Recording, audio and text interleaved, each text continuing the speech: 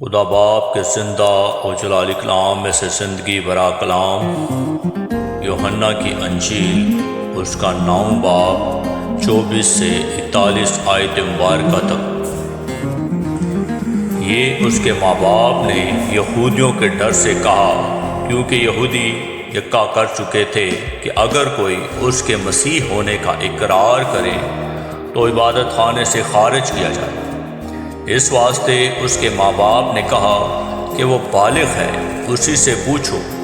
بس انہوں نے اس شخص کو جو اندھا تھا دوبارہ بلا کر کہا کہ خدا کی تمجید کر، ہم تو جانتے ہیں کہ یہ آدمی گناہ گار ہے۔ اس نے جواب دیا، میں نہیں جانتا کہ وہ گناہ گار ہے یا نہیں۔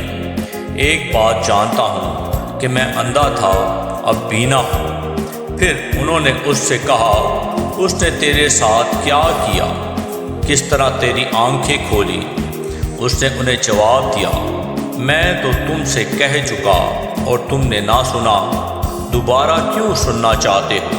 کیا تم بھی اس کے شاگرد ہونا چاہتے ہو؟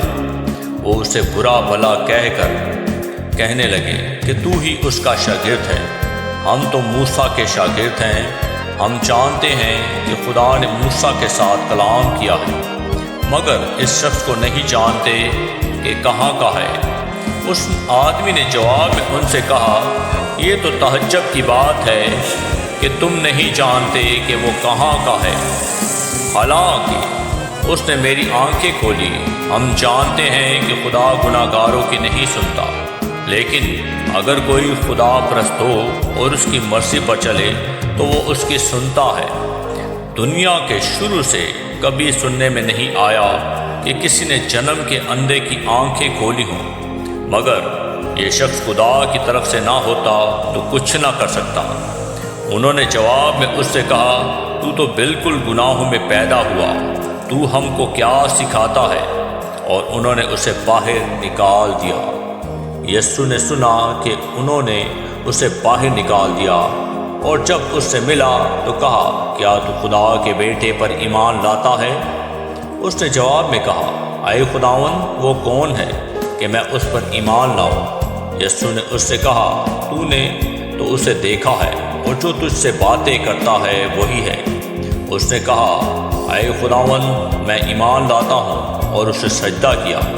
یسوع نے کہا، میں دنیا میں عدالت کے لیے آیا ہوں، تاکہ جو نہیں دیکھتے وہ دیکھیں، اور جو دیکھتے ہیں وہ اندھے ہو جائیں۔ جو فریسی اس کے ساتھ تھے انہوں نے یہ باتیں سن کر اس سے کہا، کیا ہم بھی اندھے ہیں؟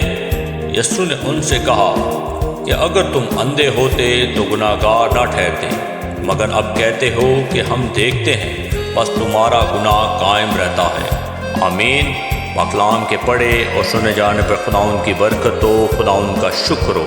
آمین۔